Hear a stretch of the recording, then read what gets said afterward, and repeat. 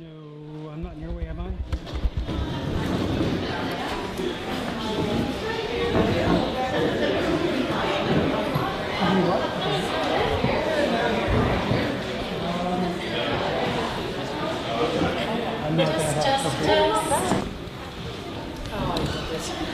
just want to welcome everybody here tonight. I'd like to acknowledge that this is unceded Snides territory. And I would like to really thank Dara Sutton, Lori, Bev, and Julia, the City of Grand Forks for sponsoring this event, and all the folks that have come out to support as people who are presenting the organizations and the institutions in this community that are doing great work to build a safe and secure Grand Forks. We decided to call it Building a Safe and Secure Grand Forks because building makes me mindful of momentum. And often building something is a positive thing. It's like growing a movement. And we are working towards building a safer and more secure Grand Forks for all of us. Also, we want this to be nonviolent in terms of the way that we communicate tonight. Just be mindful of people around you. Part of a safe and secure Grand Forks is being here tonight and supporting one another and hearing what other people have to say. So just have a look at that, nonviolent communication, and when it's your turn to participate, just be mindful of that. I would also, just doing some regrets, Judy Darcy, who's the Minister of Mental Health and Addictions, she would have liked to have been here tonight. She wrote a letter and she gives her apologies that she's not able to be here. MLA Linda Larson was also invited. She sends her apologies. She's not able to be here tonight, but we've been talking to her as a city. And also Rolly Russell, who's the director for Area D, Rural Grand Forks. He would like to be here tonight, but he sent a message and I'll share that with you later. What else have I forgotten here, girls? We are going to do some filming tonight because we thought it would have been really great for the folks who couldn't be here tonight to hear some of the messages that are being shared, especially from some of our presenters. When we move into the question and answer period, just for everybody's safety and security, we're not going to have that filmed, but if everybody, please let me know if you're not comfortable with this, we thought we could at least have it recorded so that people who are listening online or can see it later on through Facebook or online through GFTV, if they can hear that. Is everybody comfortable with having your questions recorded? It won't be filmed, but it will be recorded. Is everybody okay with that? Okay, thank you. But we will be filming the presentations at the front. I think that's about all we have to start off with. One of the things I do want to mention is Tom. Tom, where are you? Tom is going to be capturing some of what is being said tonight. He's going to be capturing your ideas. He's going to be capturing your concerns. He's also going to capture, you might have some solutions out there, some experience you've had in your own life that you want to share with us. And we want to capture those on that paper. So that's what those are up there for, and that's what Tom's going to be doing. So we don't want anything to be dropped through the cracks here tonight. We want to capture not only what is said up here, but what you have to say up there. So, pardon? And we will put it on Facebook page, and hopefully we'll be able to put it on the city website as well. So, and no further ado, we're going to get into it. And our first speaker tonight, it will be Lisa Cartwright, and she's the opioid, she'll do something, she'll be talking about the opioid dialogue. Thank you.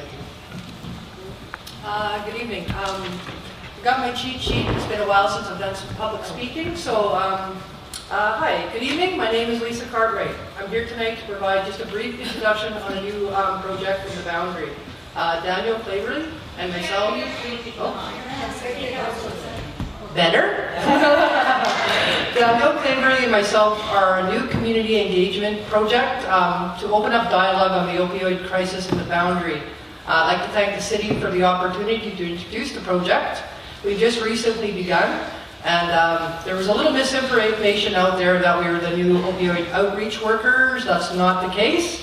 The University of Victoria Centre for Addiction Research provided select communities with grants to support community dialogues in response to the opioid overdose crisis in British Columbia. The crisis is in the hearts and the minds of people all across the province. This devastating public health emergency impacts us all directly and indirectly. The opioid dialogue program will run over a 6-month period throughout the Boundary area.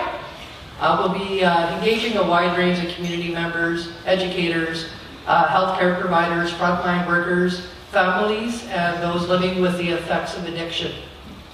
Unlike many other forms of public communication, this dialogue is not meant to lead immediately to agreement or action. Instead, the hope is that participants will come away with a better understanding of the subject, of each other, and of themselves.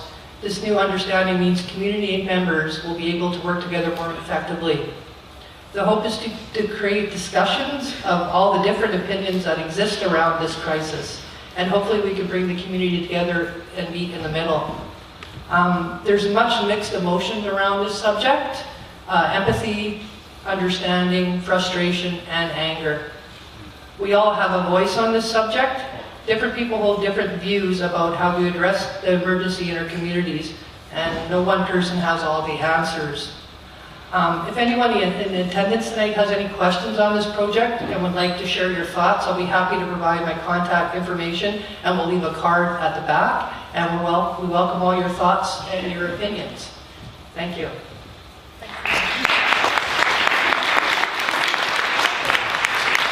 Thank you, Lisa. So next we have Suzanne Lee from Interior Health Association, the Boundary site. And you can either sit down or stand up, whatever you're more comfortable with.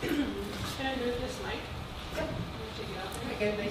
Sorry, I think better when I move, so I don't know how good it would be for filming, and maybe that's actually a better thing for me.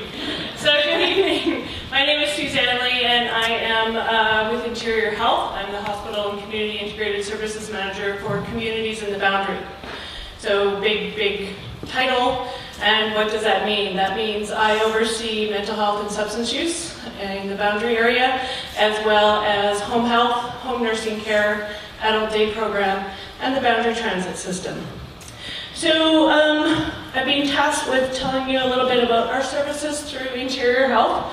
I can tell you that our home health program runs a number of programs, including long-term care assessment and placement, ambulatory care clinic, so you have a wound or you're post-surgery, you can come in and see our nurses there.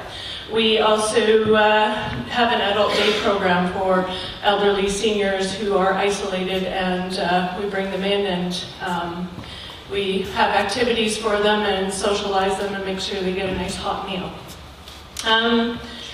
Our services through mental health and substance use, we have a number of clinicians.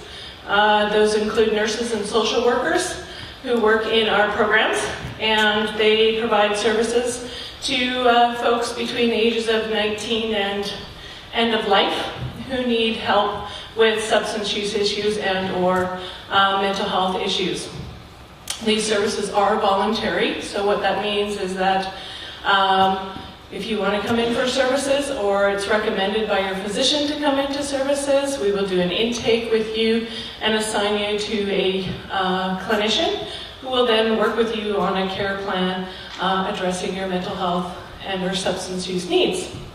We also run a number of groups out of our place on 2nd Street, and we have a clubhouse as well. And in that clubhouse, it's a safe space for people with severe and persistent mental illnesses to come, hang out, learn some skills, some life skills such as cooking, and we do a number of groups there for our variety of things, anything from depression and anxiety through to substance use.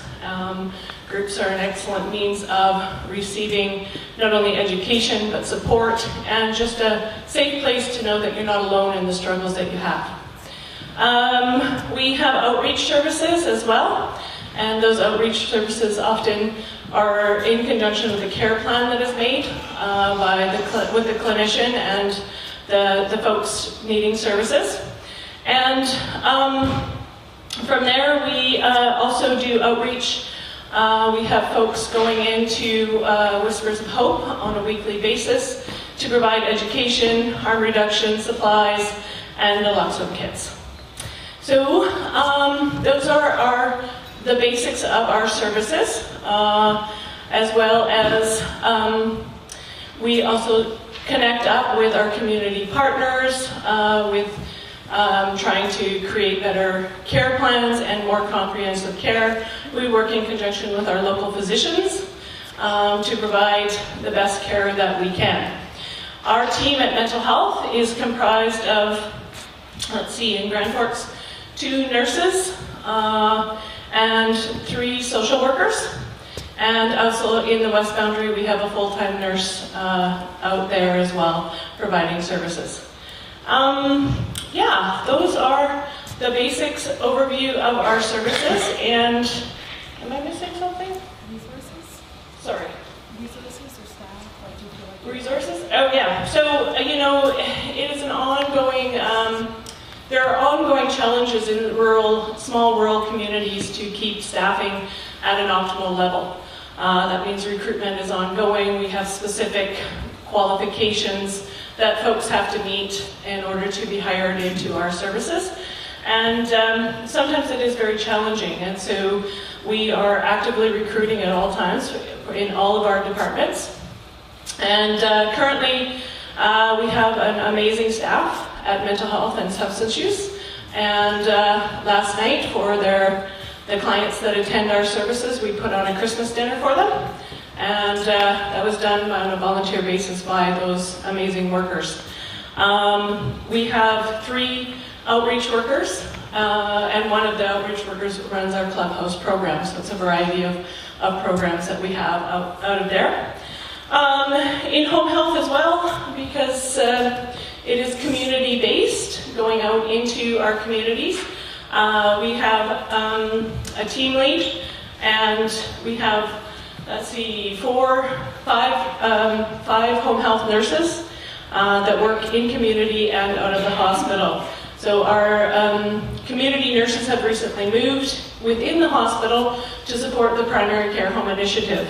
And I would imagine that most of you have read in the newspaper that initiative that is starting to move forward in our community. And we're very hopeful in creating better linkages and a more comprehensive care system for our folks who touch on our services and are also involved with our physicians, with the hope that folks have more timely access to any service that they may need. Yeah, and anything else? I feel like lots of prompts here. Am I on? I was just wondering, when RCMP bring people into the hospital that appear to be suffering from addiction or a mental health issue, what's the procedure that's followed in the hospital, and how do referrals work to Trail? Right, thanks. So yes, when our RCMP partners bring someone in, either under the Mental Health Act or because they are not sure what's going on for that person, our staff out of Mental Health and Substance Use attends the ED, and this is a service that's provided sort of quote-unquote off the side of our desk. We do not have an urgent response worker here. All the clinicians at Mental Health and Substance Use take turns. So we receive a call from the emergency department asking for an assessment. We will show up, one of our clinicians will show up and do an assessment and make recommendations to the physicians. The regional tertiary mental health center is called the Daily Pavilion, and it's in Trail, BC. And referrals from there go from the doctor to the psychiatrist who is working that day at the Daily Pavilion. And if the person is deemed to be at risk to themselves or to others and fall under the criteria of the Mental Health Act, they might be involuntarily taken to the Daily Pavilion for further assessment and treatment. And once they are ready to leave, they come out with a discharge plan and will be re-engaged with our mental health and substance use clinicians, who then work with that person to have a care plan, and that care plan will often include their physicians and outreach workers, and possibly referrals to our community agencies if they fit those profiles, such as maybe FIS or Boundary Women's Coalition, however they fit in there, and any other healthcare needs that they might be assessed as needing. And so that is the process. The interesting part about our world these days is that this is a voluntary service. So if someone is discharged from the Daily Pavilion and they do not want follow-up from us and they do not want to be seen, then we have no right to make sure that they are seen unless they are discharged out of the Daily Pavilion under a certificate, and that means they have to follow certain criteria such as show up for their appointments or take their medications. And if they don't follow through with that, then we turn to our RCMP partners to request assistance to have people brought back in for further assessment and treatment. Other than that, yeah, we live in a world that is, we have freedom, and just because one person sees or feels that another person needs help, it is not our right to interfere with that. We are here to support people, and we do the best job that we can. Did you have anything else? No, there might be questions from Later we'll do questions. No, not now. Okay, thank you. Thanks.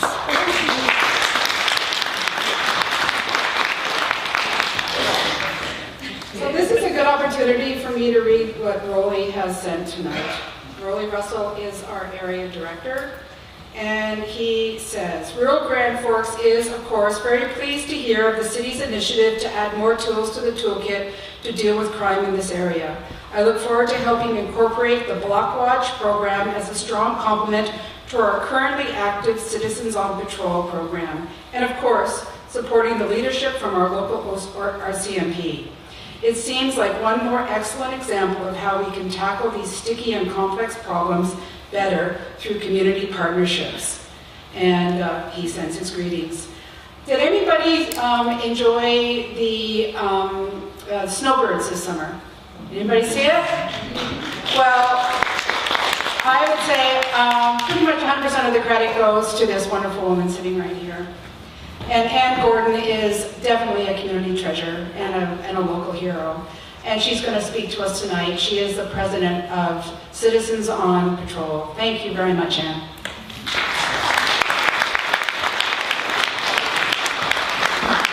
Good evening, everybody. Got a good turnout tonight. That's wonderful. So you're all very interested in how to make this community safe. Well, we do have a program that has been established over 10 years ago, and that is the Citizens on Patrol. When I was on council, the same problem arose at that time, over 12 years ago, of people concerned about safety and what's going on that are troubling our residents. So we got together and we got ourselves established as a Citizens on Patrol. And this is definitely part of cooperation with our friends of the RCMP who have enabled us to provide this service. So what does the service do? It means that we provide patrols. We won't say when, but they are provided. 2 people are given a car which is provided by the city, and the city pays for the fuel. 2 people go with the patrol on a set date and a set time. And we also have the ability to contact a central area with 1 person standing at home waiting for a call to make sure everybody is safe on patrol and to make sure that there is a communication with our friends at the RCMP should a need arise. We do provide training for the people who wish to volunteer, and we do encourage people to try, if possible, to give us an hour, 2 hours, or 3 hours once a month. And we do have a sponsorship from the ICBC, as well as the Crime Prevention Department. We've set that up. They provide us with brochures that enables you to understand the training that is required to be a COP member. We also have a certain amount of funding from ICBC that provides us the ability to provide radio contact. We have to buy our radios, and there's a radio that's given to those on patrol, and there is a base operator that also has a radio, and those base operators talk to the people on patrol just in case there is an incident. And we have a contact that we can supply to the RCMP in case we see any problem. Now the rules are we do not, under any circumstances, approach an incident. We are just there to observe and report. And the observation that we encourage people to give is a description of the incident, a description of a vehicle with possibly a license plate number, a description of the people that are subject to questionable behavior, and also a description of anything as far as the location of where that incident is taking place. So we are also backed by the RDKB, and they will provide us with funding in order for us to purchase these special radios. So what my concern is that our numbers are dwindling due to various things. There are people who have been on the COP for over 12 years. They have been exceedingly cooperative, generous with their time, and willing to do what is required. So this is the type of thing that we're asking now for people who want to participate in the safety of our community to try and give us a couple of hours once a month or more if possible to see that this behavior that seems to be prevalent and getting more prevalent, that we can do something in order to make sure that it does not continue. Another thing that we are encouraging, and I'm sure Sergeant Fensky will remember or mention this to you, we do encourage people to put their stuff away, shut their garages, keep their possessions secure, so that you don't provide temptation. And prevention is the best thing in that area. So we are encouraging people to also participate in self-help. And if people do this, it will discourage the theft that we are experiencing, as well as any other behavior, break and enter, all these type of things. If we do things to provide the lack of opportunity, and this is what these people want, is an opportunity to do things that are not acceptable. So we are encouraging people to participate in this program as able, because they are valued and are present to people. We will train them. We have a number of other programs that we also do as far as speeding during the summertime.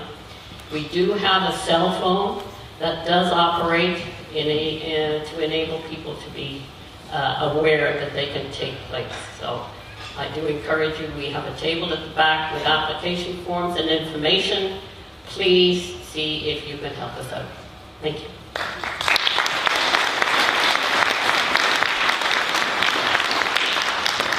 We're talking a lot about partnerships tonight, and a new city-supported initiative is Block Watch.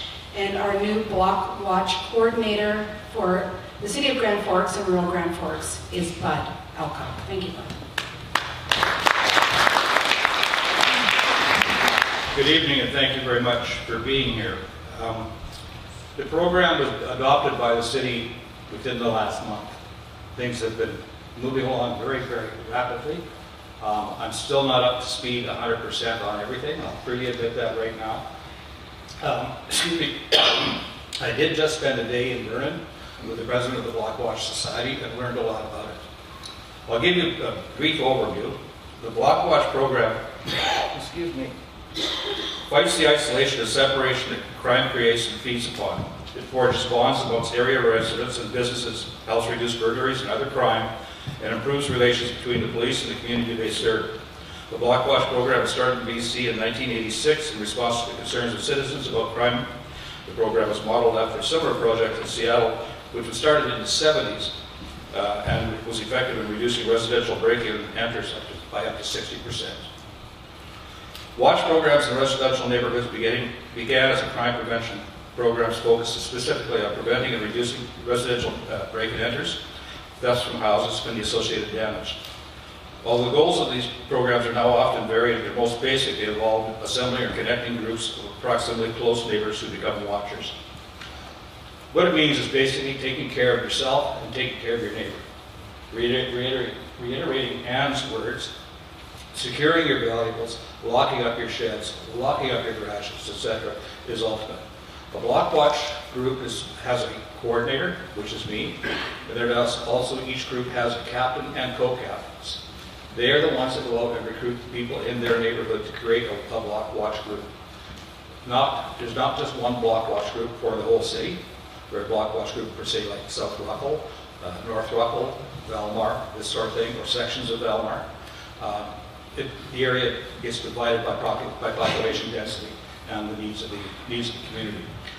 We're looking for volunteers from all areas of the city. We wish to work very closely with COP and the RCMP. The RCMP endorses this program, and we anticipate some good success once we get it rolling. I plan on having the initial meeting of captains and co-captains in early January. I have all the training aids and all the material for that. If you want further information, and I might be able to answer some questions and so on, I do have a table at the back, and I'll be available after this discussion. Thank you.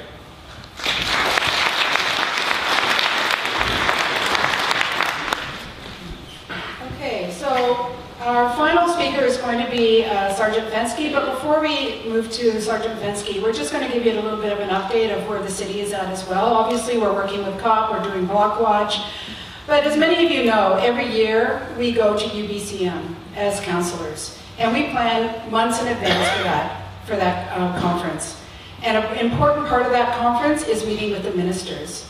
And this year, for the first time, we've had a Minister of Mental Health and Addictions. We've had the Minister of Housing, we have the Minister of Infrastructure, and normally when we go to UBCM, in my experience anyway, we go and we speak about infrastructure, we speak about sidewalks, we speak about our needs to do work on our sewers and our water and our buildings and our sludge ponds and all that kind of fun stuff. But this year that wasn't at all our focus. We knew moving into it that we needed to talk about our social issues.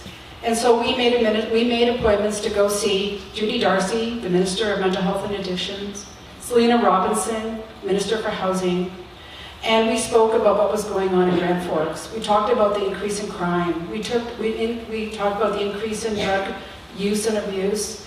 We talked about the increase in homelessness. And then we followed up when we came home. And one of the things that we were very clear about is that we have noticed that the work that's being done in British Columbia, a lot of the resources is going to Vancouver, Victoria, and the Lower Mainland. And it's not coming to rural British Columbia. And with this new government, we helped feature the fire because they promised that they were going to focus on rural British Columbia.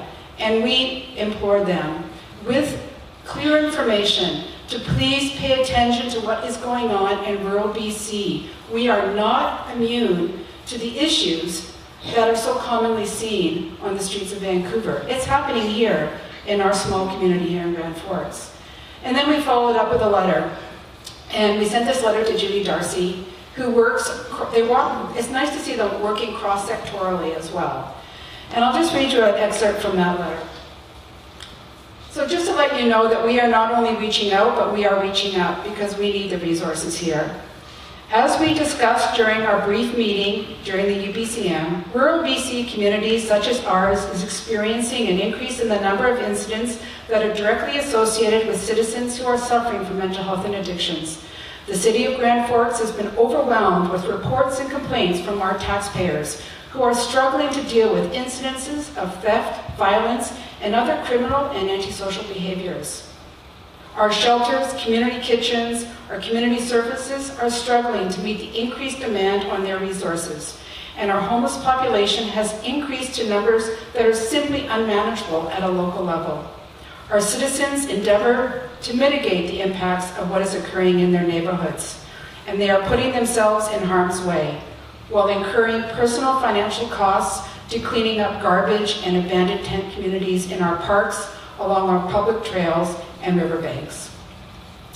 And then further on we say, we have reached out to our MLA, Linda Larson, and indeed we have. We met with her just a couple of weeks ago.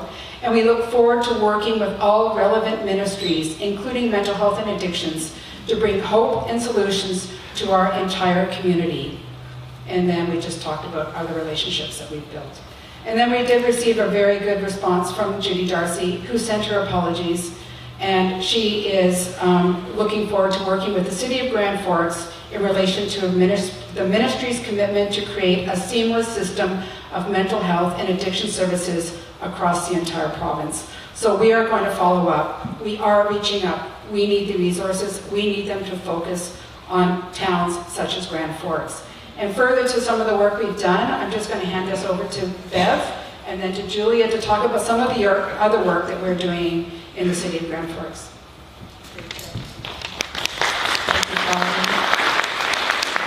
And on behalf of the organizing committee, I just really want to thank you for all coming out here tonight. I know that this basically has been a groundswell of people who just have a desire to get together and create a dialogue and a discussion about what's going on in the City of Grand Forks. We all love this community, and when we pool our ideas together, we will come up with creative solutions that we probably wouldn't have thought of individually. And so we're really looking forward, after the presenters here tonight speak, hearing your ideas. What do you have to contribute? What can we learn from you? And we want to move forward with those ideas and carry on this discussion well after what was on here tonight. But as you know, the city is often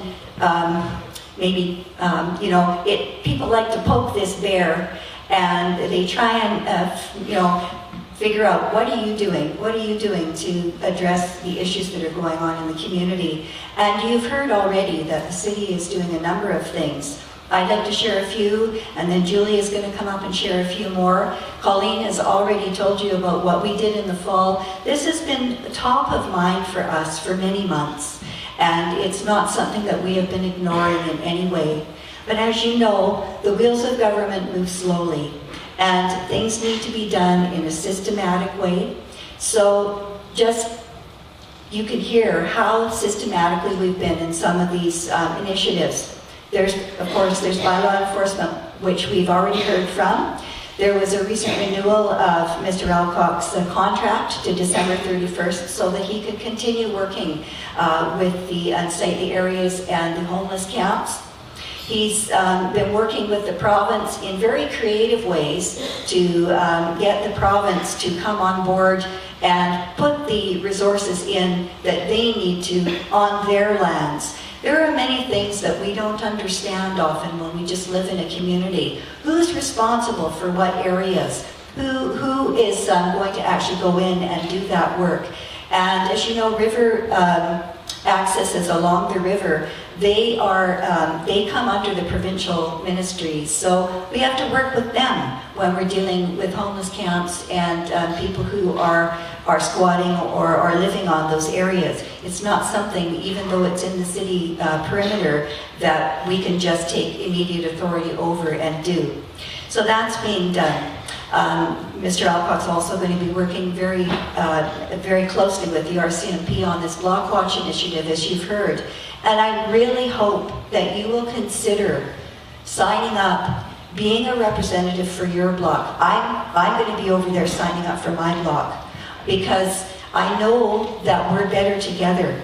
and that many eyes can create a much safer environment. And that's what we're here to do, right? We want we want to build a safer Grand Forks, a safer and more secure Grand Forks. Now, you may not know this, the building inspector and bylaw enforcement manager who isn't here tonight has hired an outside agency to come in and do a study. What they did was they assessed areas that could be considered high risk for criminal activities in the city. And that report has now been released to the public and will be available through the city website. If it's not already, it will be within the next few days. It's very interesting reading, and I'm sure you'll be interested in that.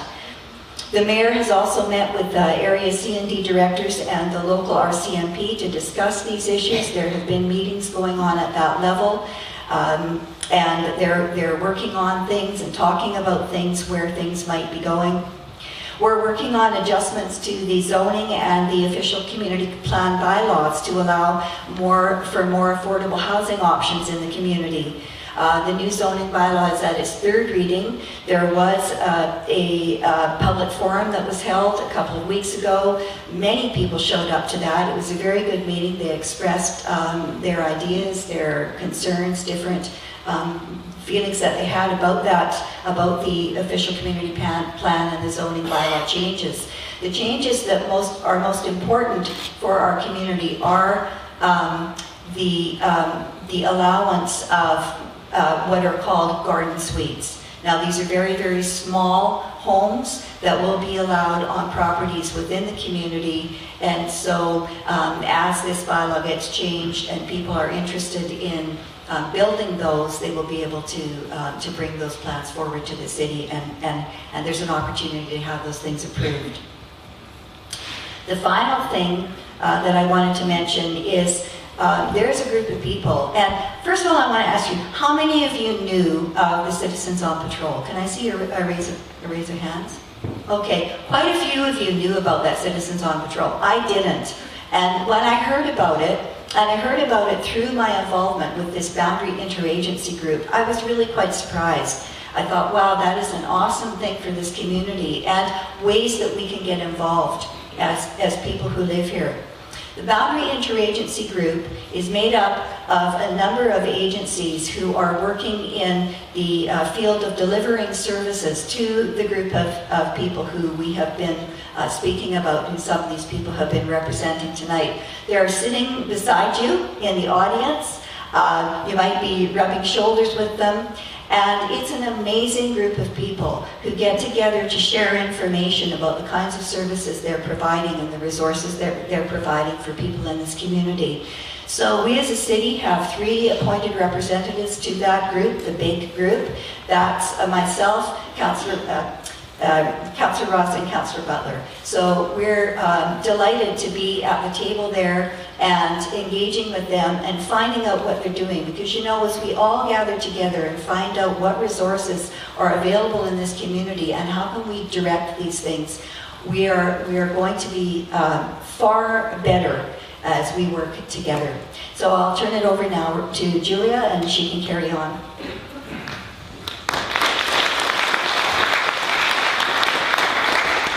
Hi guys, thanks for coming out tonight. One of the things we talked about when we decided to come together and have this meeting is the different needs within the community and how to balance those. As a council, you hear from people that are really interested in getting involved and helping out, providing housing, providing food, and then there's people on the other side that are more interested in the enforcement aspect, RCMP, mental health, what's being doing to remove criminals from our streets, what's being done to help people get the help that they need through the mental health system and the hospitals. So as a council, to balance both sides can sometimes be challenging. And one of the initiatives that's come forward from Dara Sutton at the Women's Coalition is an application for a grant that we're waiting to hear back on, hopefully very soon here, to get a coordinator, a director to do a homeless count in our area to find out specifically a point-in-time count, how many people we have living on our streets, and then put together an organized plan on how to deal with this. Because there are a lot of different ideas, a lot of great ideas, but we need to have a cohesive idea of how to move forward together.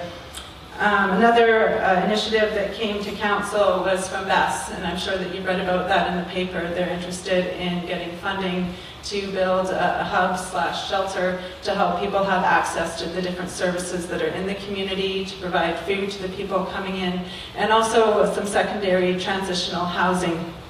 We've also been in contact with BC Housing as a council to talk about a different initiative. Unfortunately, BC Housing has rules that until those initiatives are approved, that's about all we can say about it. But I just want to let you know that we are definitely looking at providing housing in the community for people that are on the streets, but also providing services that help them deal with the issues that they might have.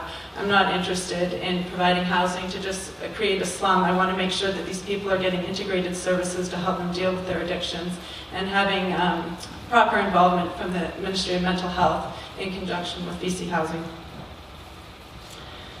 As Bev mentioned, our bylaw officer has thought of some creative ways to address the homeless camps along the river.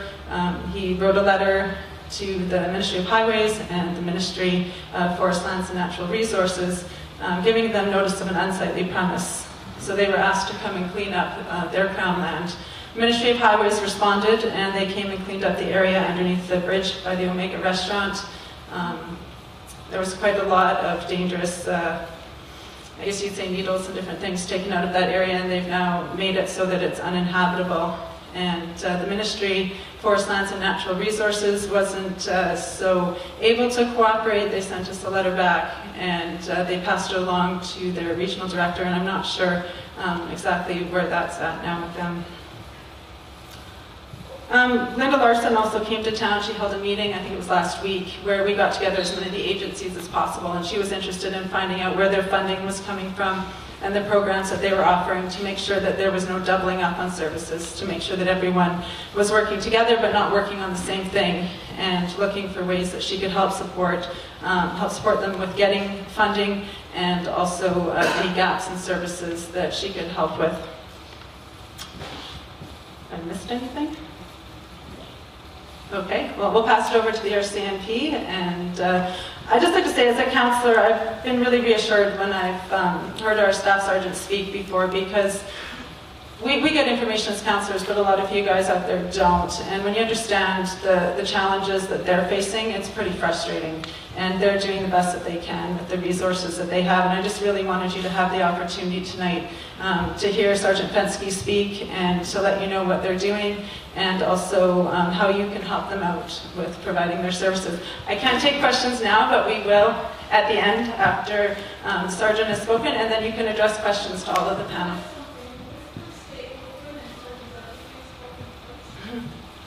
So that question isn't coming back to council right now. We are discussing it amongst ourselves. We're receiving many letters from the community, and it'll definitely be on the table for discussion again before February.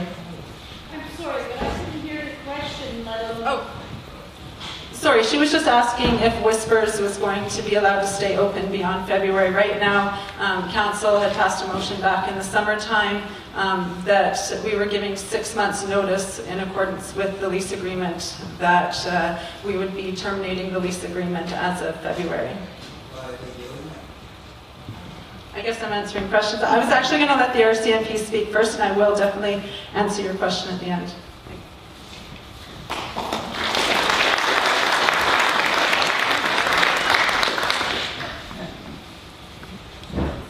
I think there's probably a reason why I'm last. I suspect I'll be standing the most. So my name is Sergeant Jim Fensky. I've been in command of the Grand Forks RCMP detachment for just about 2 years now. Grand Forks is my third detached command. Most of my service has been up north. First time down south. Lest you think it's just policing services we provide to the city of Grand Forks, we are involved with a number of community agencies. Is that better? Including Boundary Mental Health, the hospital. We are involved in several programs on the sides of our desk, including Integrated Case Assessment Team. This deals with high-risk domestic violence matters.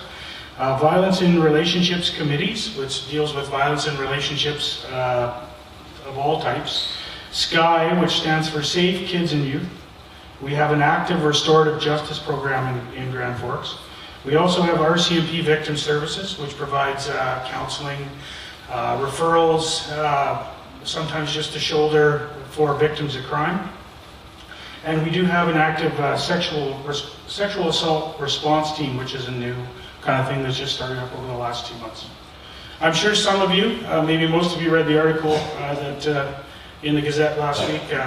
Kate came to my office and we had a nice meeting about the crime statistics in Grand Forks and some of the perceptions, and the numbers I provided in the paper are correct. So just in case you didn't, property crime is up 21%. You have to put that in perspective. Our call volume is up 20%. Criminal code calls are up 19%. Residential break-and-enters are up 61%. That's 21 from 13. Okay, so you got to take the percentages into account. Call volume in general is up 20%. Violent crime is up 4%. The vast majority of these are assaults on police officers. You know, I'm going to go into some of the resourcing issues. I was a little secretive about this at the start, just for the safety of the community, but it's kind of public knowledge now. Since September, we've been down 50%. We were supposed to have 10 officers in Grand Forks and 2 full-time employees. As of December 6th, we were up to 6 officers. We just got 1 back. So we are running at 60%.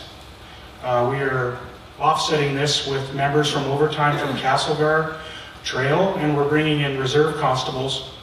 Reserve constables are essentially retired police officers that have come back, retired at a certain rank, and have come back as constables just to help out. So they're a wealth of knowledge, and they've been a great asset, and they basically kept us going since September. As it stands now, I am seeking permission to go, and this is a big deal, is trying to get 1 extra officer in Grand Forks. Now, and that includes perhaps a half-time employee at the detachment as well. To draw a comparison to Castlegar, which has exactly the same file count as Grand Forks, they have 16.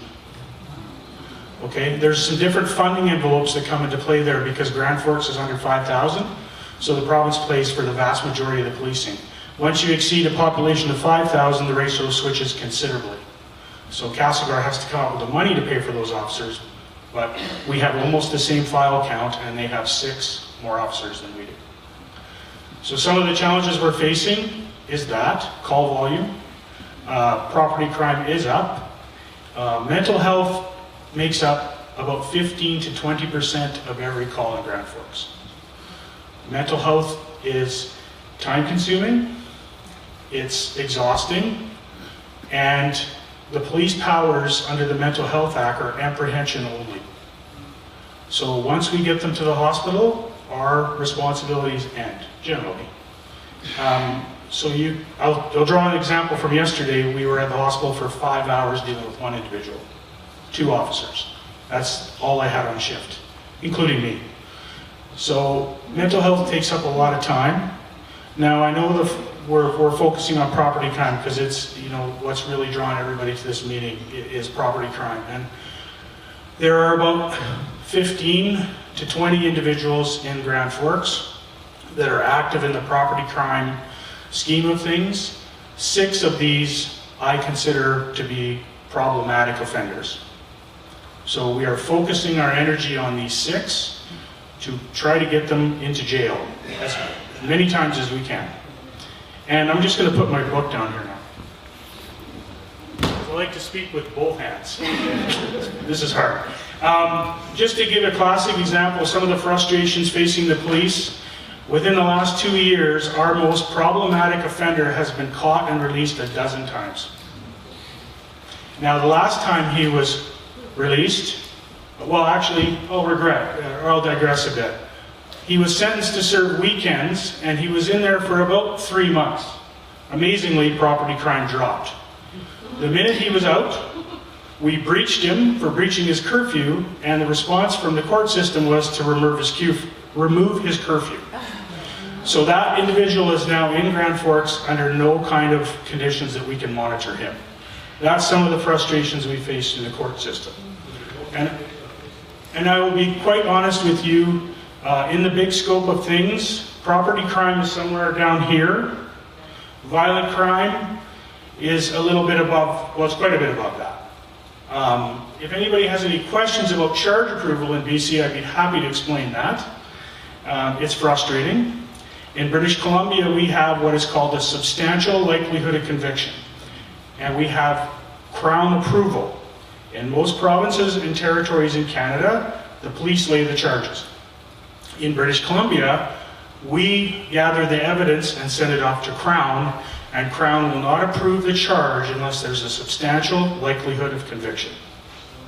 So, when you enter a mental health component into that, your substantial likelihood of conviction drops, and we lose a lot of charges.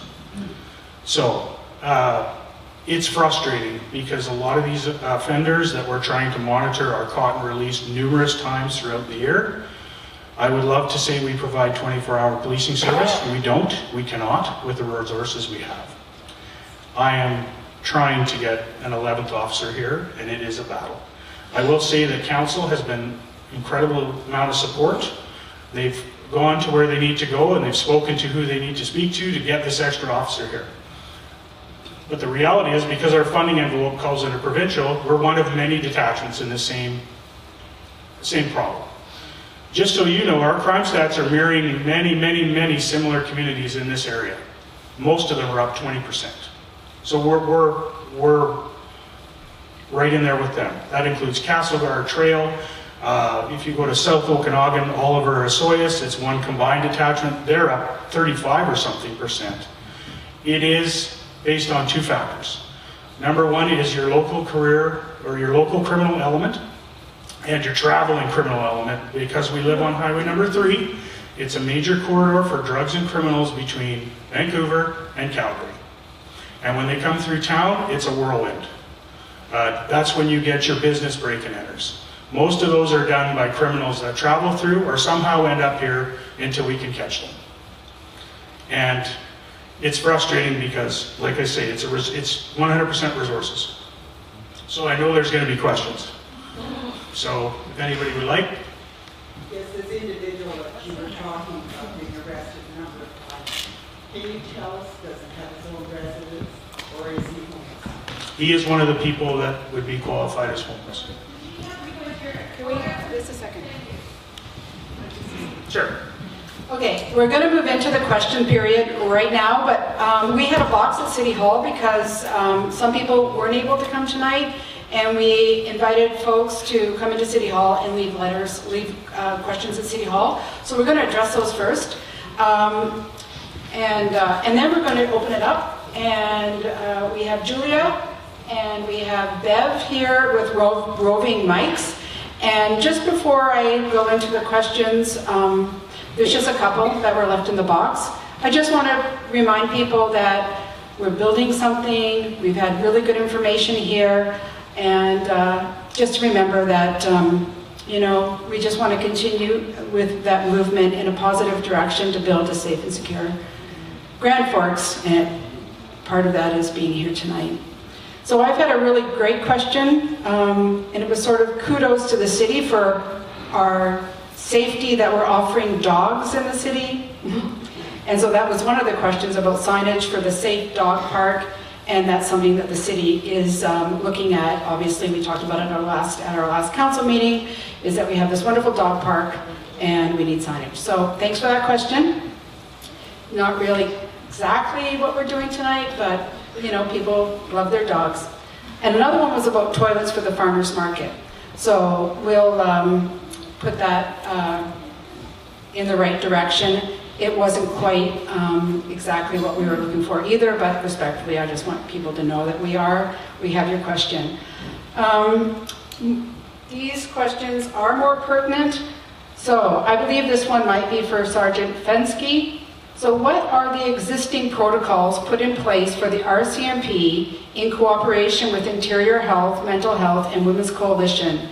And are they being adhered to? So do you have any protocols in place to work in concert with those organizations? The short answer is yes. we meet regularly, or at least engage in dialogue rarely with all those agency groups.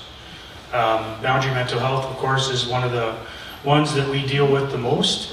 We would like to meet more often. Unfortunately, we tend to meet at the hospital quite a few times a month, and we do keep in regular dialogue with all those agencies. Okay, don't sit down. I'm just going to take it to my seat. Yeah. Is vigilante crime being addressed in our city? You know, it's a very contentious issue, because I will tell you this. There have been a couple reports of vigilante-style crimes. The end result being really nothing, because no one wanted to follow up on it. I will say this, that people who think that engaging in vigilante-style crimes are putting themselves at great risk to be harmed. If they harm another individual, they will probably meet someone who's dressed like me. And in the end, I mean, we have to draw a perception. Now I did quite a bit of research on this, and you look at what's happening in rural Saskatchewan right now. If you want to talk a hot topic about vigilante crime, there's a Facebook site there called Farmers with Guns or something like that. Is it worth your life over a cordless drill, or a shovel, or a wheelbarrow? Now I know I don't want to devalue anybody's things, because people work hard to get nice things. But there's a real line in the Criminal Code of Canada that tells you what you can and what you can't do when you're defending your own property. And I'm going to tell you, if you step over that line, you may end up being charged. And violent crime is treated a lot more severely than property crime. So you have to weigh in the risk factors when you make a decision if you're going to act like that. And I will tell you that it probably won't end up in your favor. I know that's a difficult thing for some people to hear, but in the end, you have to put it in, it's perception and context. I realize a $200 drill is probably very expensive to lots of people, but a lawyer is a lot more expensive. Sorry, can I just, this one's not theirs. What are you allowed to do to defend your property if somebody's in your shed? Maybe it's different than if you come home and they're in your house. I mean, I would hope that if someone is in my house, I can protect myself however I choose. As per the Criminal Code, which is what we have to follow in Canada, a shed would be a different matter. If someone is in your shed and they're stealing things, and you go confront them, and there's a violent confrontation, and you end up hurting somebody, the force must be as reasonable as necessary to protect you or your property. And the property thing is a pretty sketchy line. Physically, your well-being or the well-being of others, like your children or your spouse, you'd be at a little more liberal law there. But there's several case laws in Canada where people have been at home and a perpetrator has broken into their house while they're sleeping. And basically, the letter of the law said is you have to take every possible action not to confront that individual. You have to lock yourself in your bathroom, dial 911, and only if your life is threatened directly can you respond. Now, if somebody's stealing silverware, by letter of the law, you can't go down there and confront them with a gun. You're going to end up getting charged. Now, you may or may not agree with that, but that's what the Criminal Code says. And I'm going to tell you, agree or disagree, that is the law in Canada. Luckily, as councillors, we can petition the higher-ups to change certain laws, and hopefully we can get something together for the upcoming UBCM and decide as a council which laws we would like to, and collectively as a group too, and working with the agencies here, what laws we would like to see have some alterations to. Well, I would say that's been in there since the 1900s, and it's stood the trial of many trials. You know, in the States they have the stand your ground laws and all that. We don't have that here. You can have a rest for a minute. Does Blockwatch program monitor online activity? So I don't know if you're sure of that or not. The Blockwatch program is not designed to monitor online activity. However, the local Blockwatch will have its own Facebook page. But no, I'm not going on to Neighborhood Watch or something, or the WTF Facebook page and monitoring that. That's not my job. That's up to the people that own those pages. Thank you, Mr. Alcock, our Block Watch Coordinator. Okay, I'm going to read this verbatim, so forgive me, this is not my words, this is just how it came in. Why, this is for Sergeant Fenske, why are you ignoring drug dealer houses and virtually letting them do business undisturbed? Don't answer that you aren't, as I personally reported one on 4 different visits to your station, and the first one being approximately 6 months ago. Business is booming.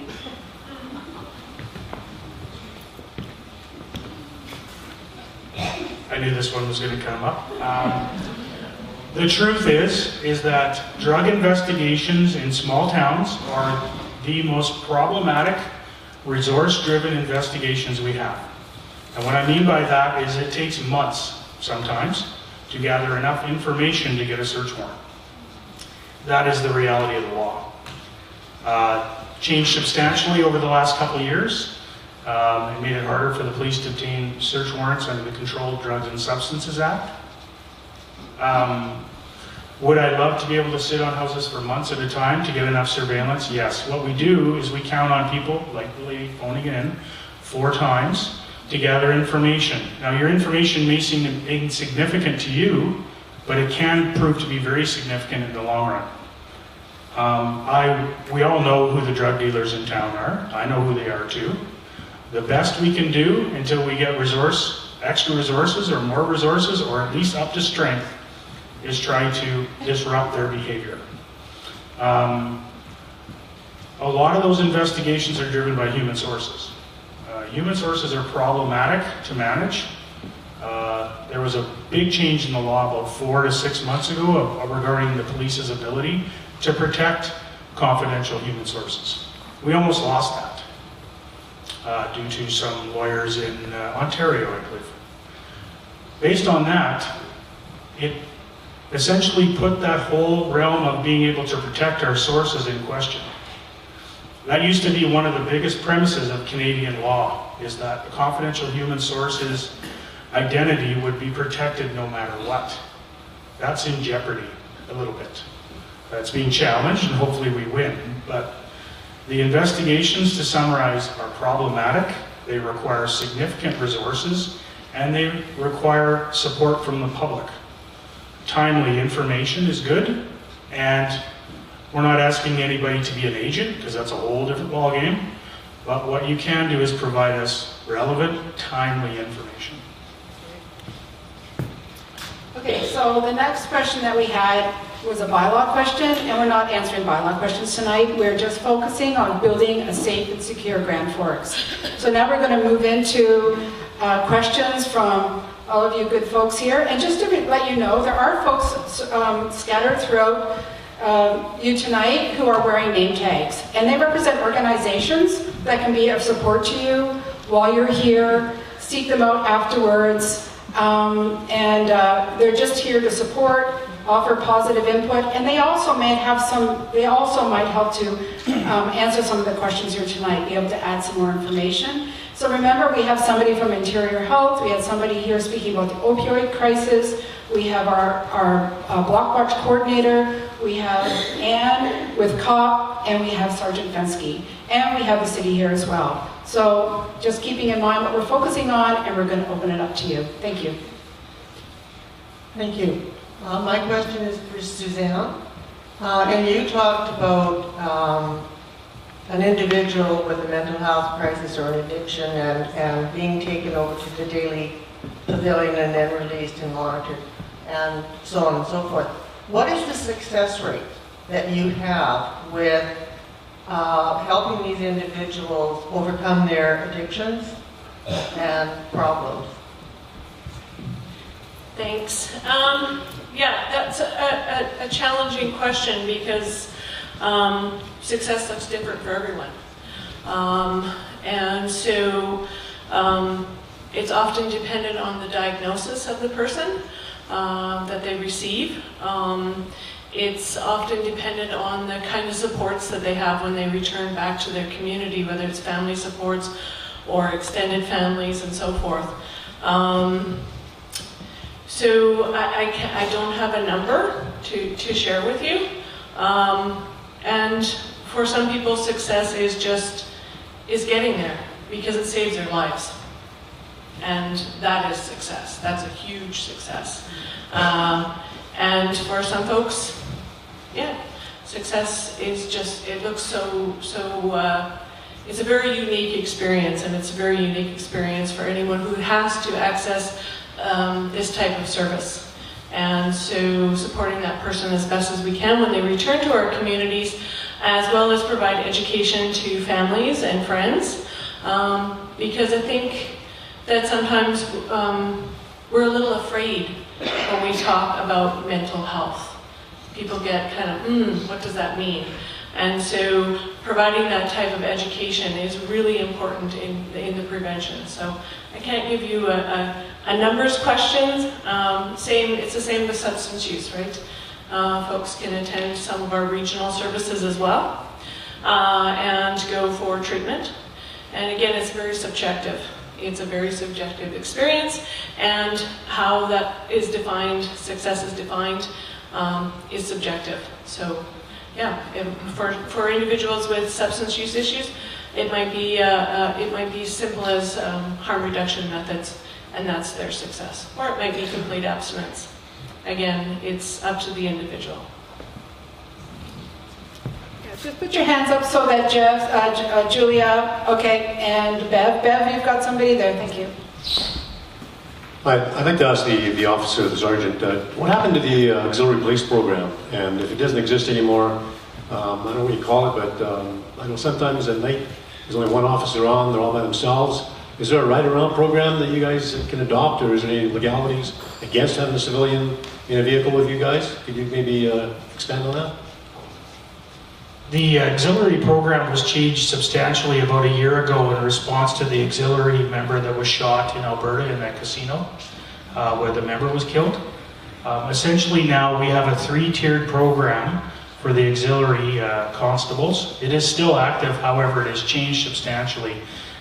For a person to ride in the police vehicle with a regular member, you would be a level 3, which means you'd have to go for training and essentially have the same use of force stuff as a regular member. It's quite exhaustive, and we don't have any active ones in Grand Forks right now. We have a couple that are kind of seeing how the program unfolds. Stage 1 or level 1 and level 2 would be essentially handing out brochures at recruiting kind of things and wearing an RCMP golf shirt. So the program was changed substantially in response to a tragedy. There are no ride-along programs because of civil liability. Unfortunately, that program I think was abandoned officially over 5 years ago. Occasionally, if we have a young person who's interested in becoming a member, we will meet them in the office and go through, kind of what it's like to be an RCMP member. But we just don't have that luxury anymore of having a whole bunch of auxiliary constables in a small town like this.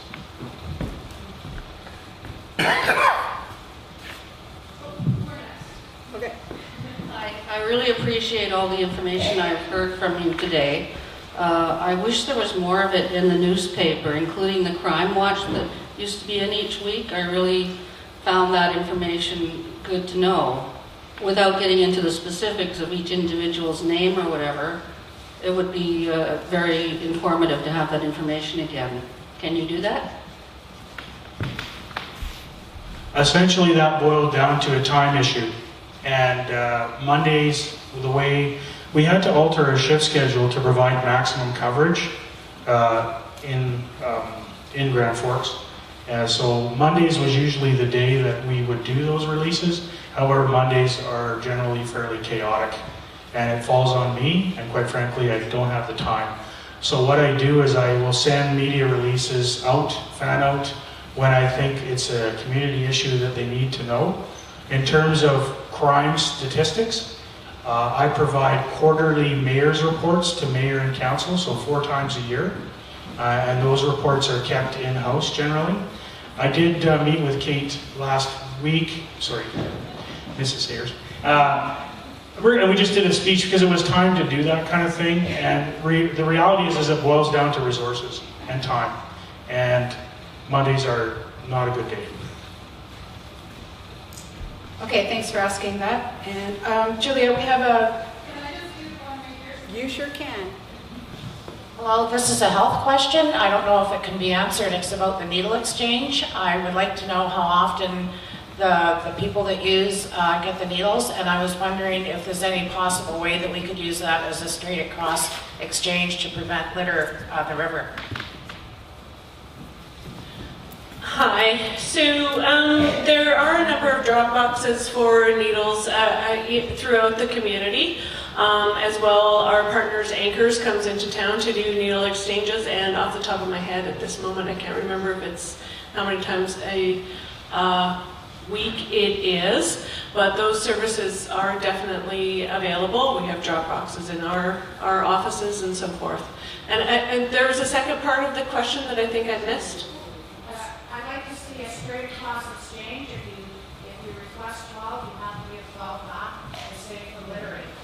Right. Okay. I can comment on that at this point. I'm not sure where that's at.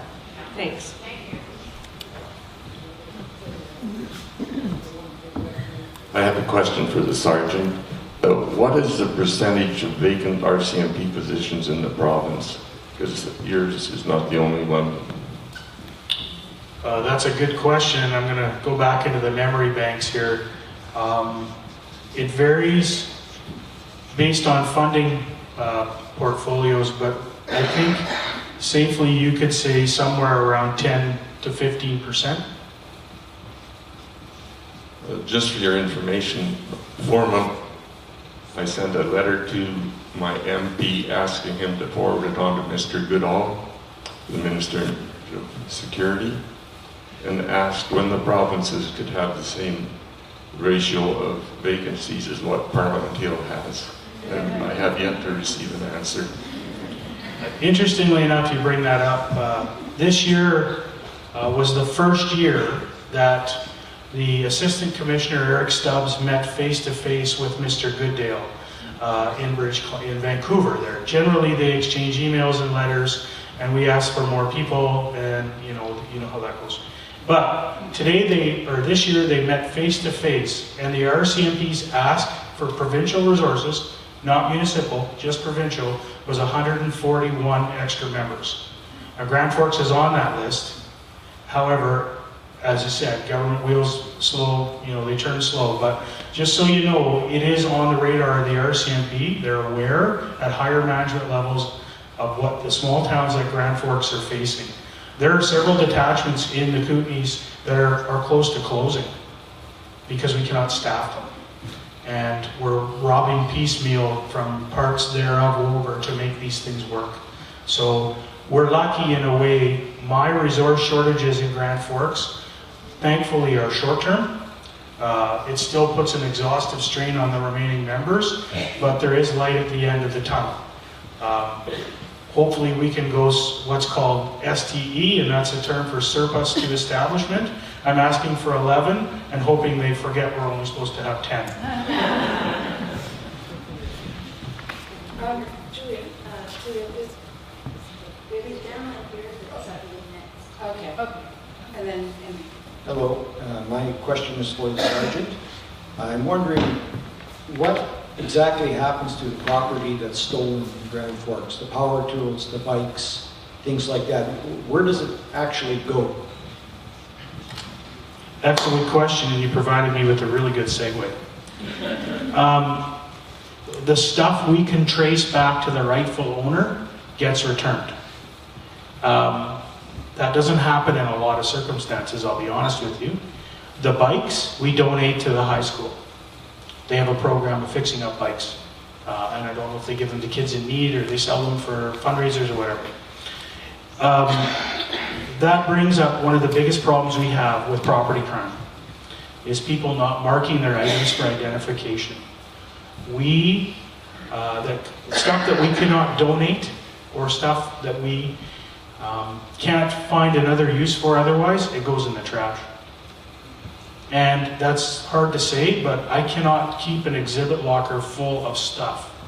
The majority of things that get stolen in Grand Forks are power tools, chainsaws, hand tools, and bikes, without question. Now, even if you can't have a serial number on your hand tools, you know, Snap-on 3/4-inch drive is $300, right? That's worth 20 bucks at the pawn shop. So mark it with your driver's license, phone number, something that you can say, that is absolutely my wrench, and you'll get it back. It's a huge problem, not gonna lie. I just wanted to add to that as well.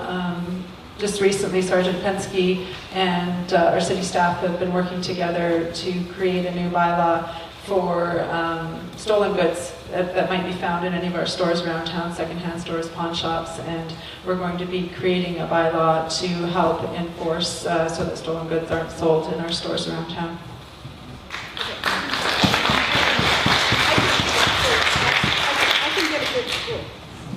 I have a good view from here too, so there's some back there. I have two things to ask. One to Susan.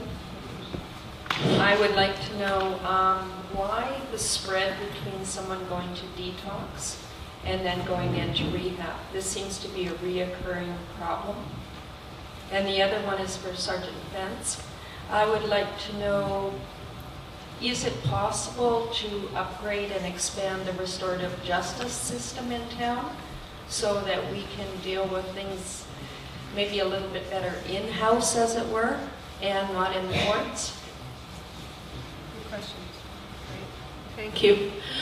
So the delay between someone going to a detox program and then going to treatment is often dependent on the beds available at the treatment center. Whether it's publicly funded or privately funded, that is often where the delay is, or it is also the person's choice. So they might want to go through detox, but not be ready to enter into a full program, and maybe wants to try accessing community services or community programs, and then decide to go in. So it's variable. Yeah.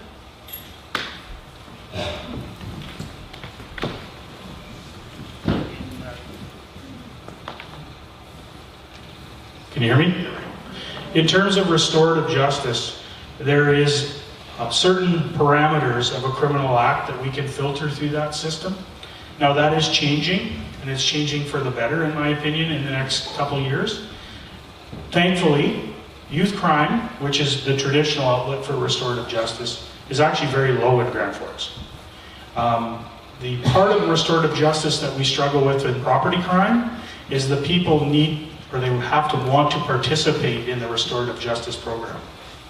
So that adds an element to the problem is if you're asking someone to go to restorative justice but they don't follow through on it because they're not interested in it. So we do have an active restorative justice program. It's just we pick and choose the criminal acts that get filtered through the system. Does that make any sense? Answer your question? Okay, please let me know what I can tidy up on that. Well, I volunteer at Whispers, and they're amazingly honest when you ask them a point-blank question, at least if you're not wearing a uniform.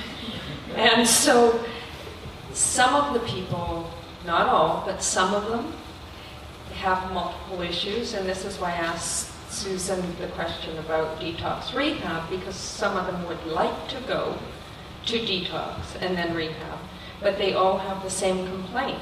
Once they go to detox, then there's no place, no beds for them in rehab. So they go, they come, they go.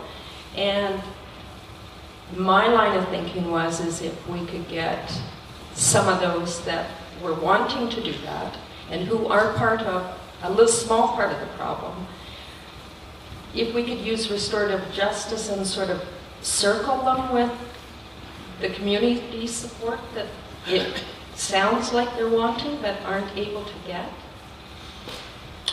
I think I can answer that. I think what you're asking is that can we use restorative justice to kind of filter them through another avenue rather than go through the court system? Now, that doesn't necessarily work all the time. It's like court-ordered rehab. You have to want to be, you have to want to go to rehab. No one can tell you that you're going.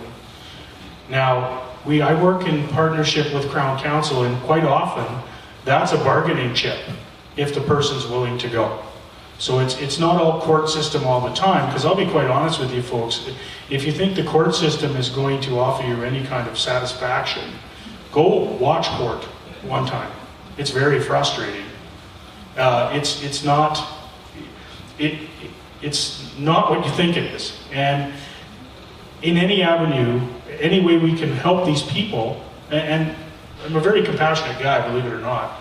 You know, I go down to the soup kitchen, we're down at Whispers all the time, and it's amazing. It's not just a certain element you think that hang out there. There's all kinds of people down there that need help. We're focusing on the 6 that we need to focus on, or 10, and I want to make sure that's in context. That's my job, is to keep the community safe and focus on the people we need to focus on. The people that need help for whatever reason, that's not my place to determine or to be involved in my opinion. So we use that as a bargaining chip in court. A long-winded answer to your question. If I can just add to that, that is something that we did, that's one of the conversations we are having with Judy Darcy, who's the Minister for Mental Health and Addictions, because a lot of those support networks are found in Vancouver, Victoria, Lower Mainland, and we need those support networks in rural British Columbia. Julia? Oh, sorry. This gentleman, okay, you guys are, Julia, I saw her first, so can you just wait for a minute, thanks. Yeah, there's a couple more here. Oh, okay, hi. With the risk of asking a risky question, I'm not even sure who can field this, but is there anything that coincides? Now, there's people out there that are homeless, have had hard luck, and need the cold weather shelters, and it's absolutely there. But that of the crime rate going up for people hanging out in town that normally would pass on to bigger centers who do have the resources to take care of them. And if we're going to put more cold weather shelters here, is there going to be resources for the people who need them to back it up? I'm not sure if we can field that. I'll give it a go. I think I can address the crime around the shelter issue. There is an increased rate of property crime in the downtown core, but I want to make sure clear that the people that are seeking the shelter and seeking the soup kitchen are not all criminals, right? And we need to, like I'm speaking in context here, the 6 to 15 that we seem to go through cyclical phases of the people we need to focus on, yes, they do hang out there at times, but I would encourage anyone to go down to the soup kitchen at lunchtime and see who we're actually feeding. Now, I'm not a big softie by all means, but you know, there are people there that need those services, but there's also the criminal element. It's both. And to try to separate the two, it's tough. Yeah, I was very careful not to put them all in one category. I know there's all types of people, and I do have a compassion for people who actually need it. So, absolutely. I think Dara wanted to respond to that question as well. Dara Sutton from the Women's Coalition. I'm just going to put a hat on from being a team leader for the Housing First initiative in Medicine Hat, where our functional zero rate was met, working with people experiencing homelessness. And having a shelter available 24/7 with intervention staff, we actually saw a decrease in people staying in town that weren't from town. So I can speak to the reality of those statistics from where I come from. So those resources were put in place to address the population you already have, right? It's not about shipping folks in, and that actually doesn't happen. It's kind of a big myth that goes around that everybody gets on a bus and comes to town because there's resources. Because if that was true, we'd all get on a bus and go to Nelson right now, right? So that's actually not true. The resources do not attract people who are in need to the community.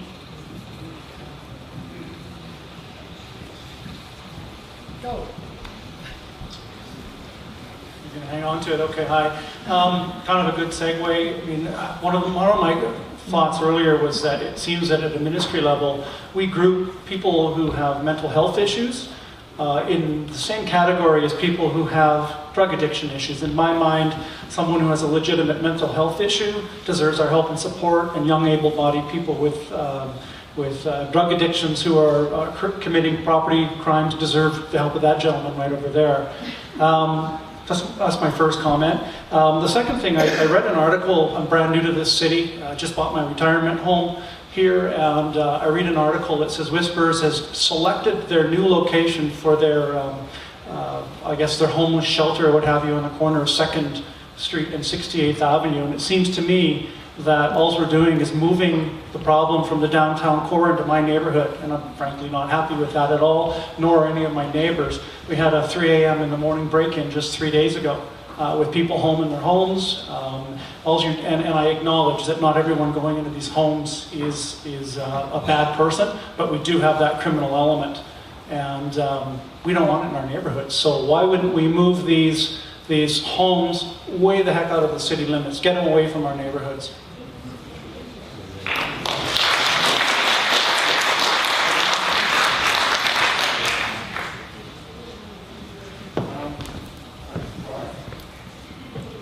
You want to address that? And maybe you can introduce yourself if you are going to speak to some of the questions. Just tell us who you are. Okay. Good evening. My name is Steve McGibbon, and I am the coordinator for said shelter. That's a very tough question to answer. Nowhere near your home, sir. No, you're right, and you're not taking away anything from what you're saying. And, you know, can we kind of agree that the service is required for the people that need it? And so the location is the problem. And the location for us is also the problem. No matter where we go, to answer your question about moving it out of town, now we have migration of people. So in order to get the people the help that they require, you need to be within a certain proximity. And I'm sorry that it's in your neighborhood. And we would be open to other ideas. But the selection of sites is limited. So, you know, what is the solution? We're certainly open to any kind of suggestions, or from the city or from other people, about where we can fill all the different things that we need to fill to make this work. There's things from BC Housing that need to be met. There's things from your community and your neighborhood that need to be met. It's a very difficult and complicated question, and the solution is just as complicated. And I'm here tonight to answer any questions and also to take any kind of suggestions for this complicated question. So, for Beth's point of view, we just want to help people. And that includes the neighborhood and yourselves. And to make the neighborhood safe for all of us here. So, we are open to any suggestions for solutions for this problem. We're just taking the first step to try and help. I hope that had it. There's one word that I haven't heard. There's one word that I haven't heard brought up in all this discussion around that kind of thing. I know there's problems in that. The word is accountability. Maybe you should have a meeting with all the people that use your facility and say, listen people, if this gets abused, we're going to get shut down. And take it from there, let them police themselves. And bring forward to that. If there's 6 guys out of 25, get them out in front. They're abusing everybody's trying to use.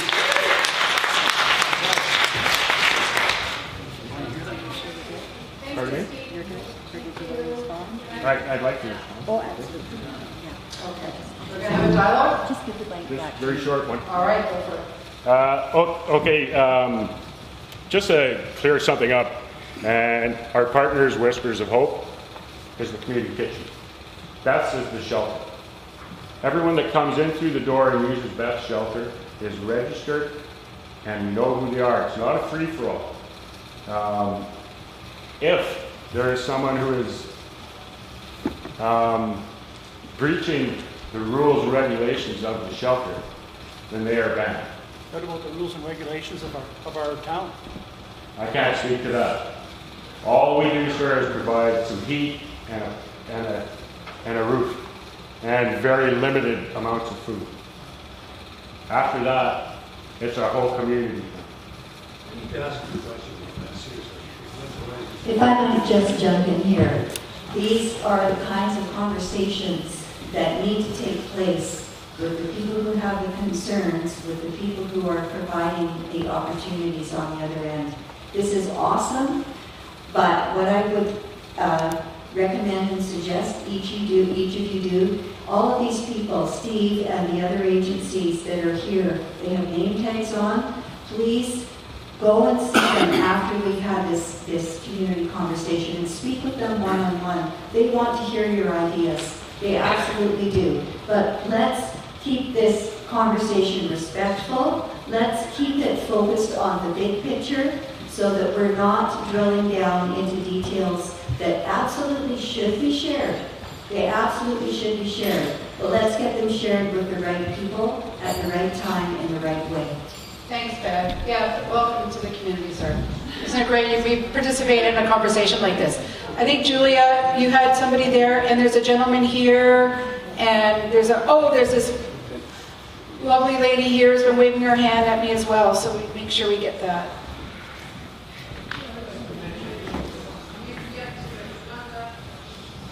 I'd like to mention the concern I have about the stuff that's been stolen.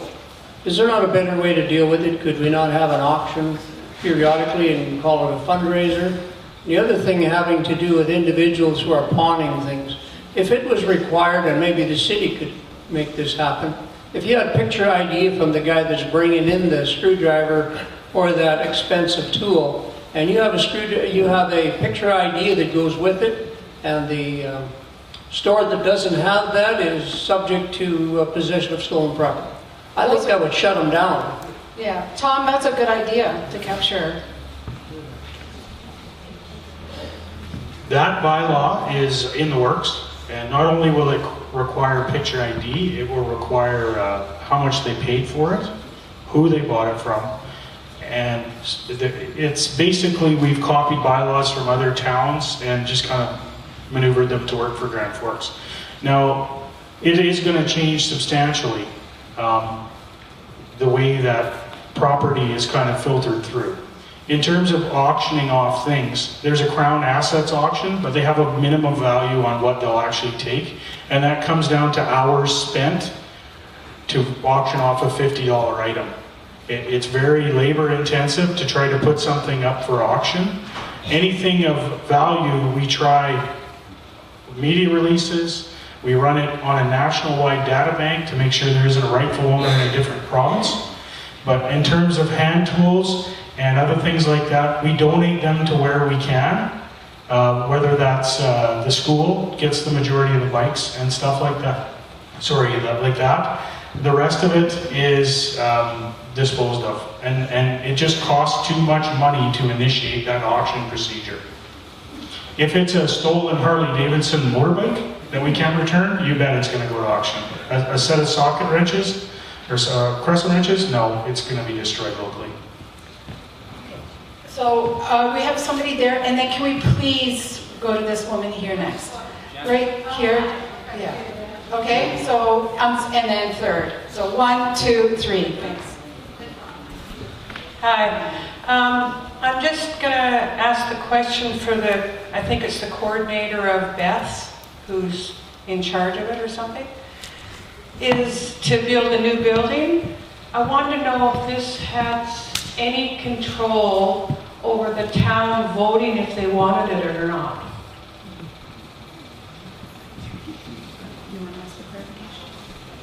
Well, I'm not real clear on that. Yeah, Steve's not real clear on it. Can you just reframe it maybe a little bit? I'll let her reframe it as well, but what I heard was, would the town be able to vote on whether or not they're interested in having Beth's, like a referendum question or something? Is that?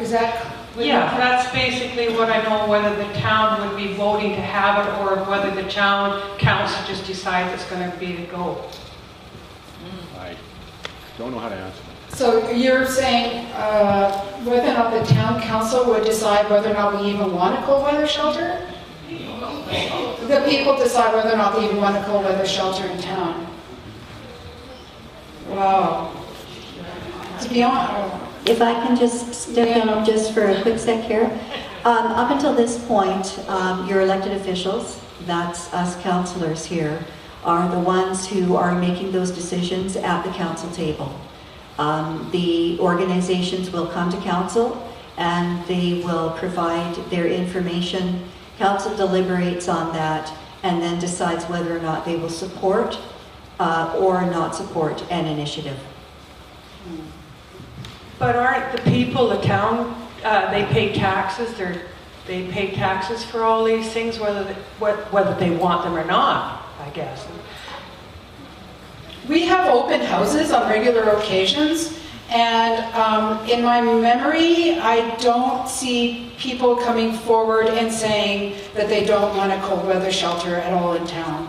And so there are many opportunities for folks in the community to come to City Hall, to come to our open houses, where we do our community plan, our sustainable community plan, or our strategic plan, and there's opportunity at that time for people to come and say they do not want a cold weather shelter. We're not hearing that, and I would say that the balance of council are pretty compassionate people in terms of reaching out to those in need. Although I just have to say, we do get a lot of letters surrounding this issue, and it's very split and very passionate on both sides. So that's what I was saying earlier, as a council, trying to balance the needs of both sides is challenging. Yeah. Okay, now we must. Yes. Thank you. And I'd just like to add just briefly here, this is a good plug for you to come out to council meetings, because when you're there in the gallery, you will get an opportunity to speak on the issues that are being brought up at council meetings. So this is a way as a community to get involved and contribute to your community. Come down, express your opinions, because that's what influences the people who are sitting around the table there, and that's what we want. My comment is that I'm not sure if people are aware how many meals are being served at Whispers every day, and the officer has stated that there's possibly 10, roughly, that are of issue, but there's around 65 usually every day that are being served. So there's about 55 that are not causing problems within this community that are needing those services, whether they be single moms, whether they be seniors, whether they be people with mental health issues, which there is a number that do come in. And Steve, may I have your statistics on how many beds you have available a night and how many are conservative?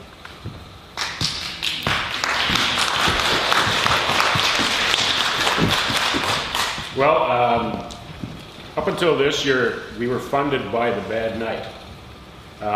So BC Housing would fund us for 7 people per evening. And that's how we got our funding, was on that ratio. Because of the new government and the initiatives for homelessness, we now no longer do that report of how many. We're just given the operational funding to operate the shelter. So in answer to your question, we were probably averaging 12 per night. Not all 12 may stay the whole evening and sleep there, but they come in and they use the facility, whether it's to get warm, get clean, have a coffee, and then be on their way. But we're at least 7 overnight. So I'm assuming that not necessarily every night is the same 7 either, or the same 12. No, you're absolutely correct. There are some that are fairly regular, but yeah, it kind of switches through.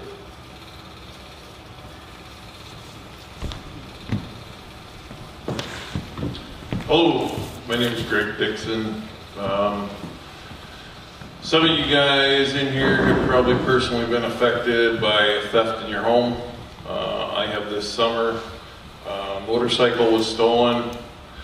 They police took a report, heard nothing about it since then, unfortunately. The officer was talking, Sergeant Pensky? Pensky, sorry. Otherwise I'd be driving race cars. About identifying your stuff ahead of time. Not everybody has an engraving gun in their back pocket. Personally, I have a 3-4 bay garage with no doors. I've taken pictures of bicycles I can't walk up. I'm just throwing this kind of stuff out there so that you can identify it, prove it's yours. On a little bit of a different note, the group neighbor involvement.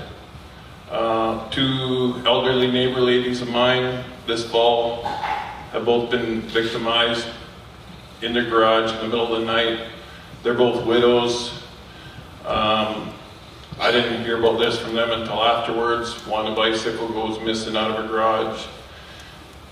Cordless drill, I don't remember what else. Anyways, she called the RCMP. I think they took a report or something over phone. Nobody came to see her.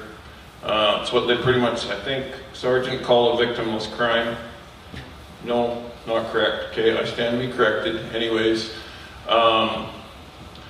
they are understaffed. So, one suggestion, especially with my elderly neighbor ladies, was I gave my number. So, hook up with friends or family that you can. She was also, a night or two after the bicycle, there was somebody on her porch looking in her window and she could hear him walking around. I can imagine what that would do to some of you in the middle of the night, and she's by herself, recently widowed. After she told me this, I said, call me. I don't care if it's 3 in the morning, I don't care if it's 4 in the morning. I'll come running out there, not a problem. It's involvement. If you guys have neighbors you can share a phone number with, especially somebody that feels that insecure on their own, get involved with them, give them numbers. Say, I don't care what time it is, call me if there's somebody creeping around. Might not have been the right word to use, sorry. Lights, have lights. Since my motorcycle got stolen, my place is now like Fort Knox. Shouldn't have to be. Pretty unfortunate. But now I've got security cameras and lights. If you can buy some motion lights, put them up. It's amazing what 5 or 6, 7 dogs can do to one bear. They'll push the bear right out of the neighborhood. And that's how you're going to do if you're having problems around your block or in your neighborhood. You know, we can't stop it, but keep them on the go. All right? Thanks.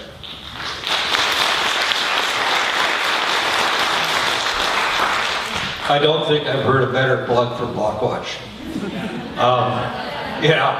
As Lorraine's cheering me on in the background. One of the things Blockwatch does is we'll be holding engraving clinics. We'll also be showing you what's called CEPTED, which is crime prevention through ecological design, environmental design, pardon me.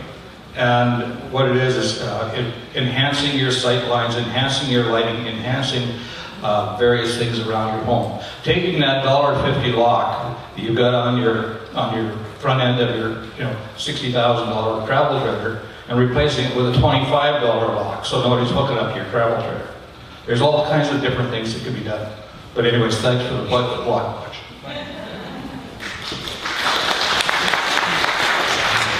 And just to finish off what Bud said here, on the back table I placed a bunch of documents regarding how to secure your home and stuff better, and you hit most of the bulletin points on that. It is property crime, it's a reality, and yes, I agree it's sad you have to lock your stuff. But it sounds like you've taken steps to help your neighbors, which is good.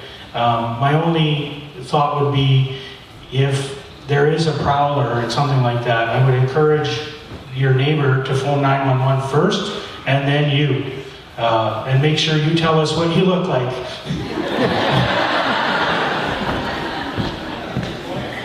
We have 15 minutes minutes left. Julia, there's a few folks up the front here. This gentleman here has had his hand up for quite a while. So, about an hour? Okay, so we'll go here, 1, 2, and then can we come up the front? Thank you. For the officer, I just want to thank you very much for doing the work that you do day in and day out. Yes, give him a hand.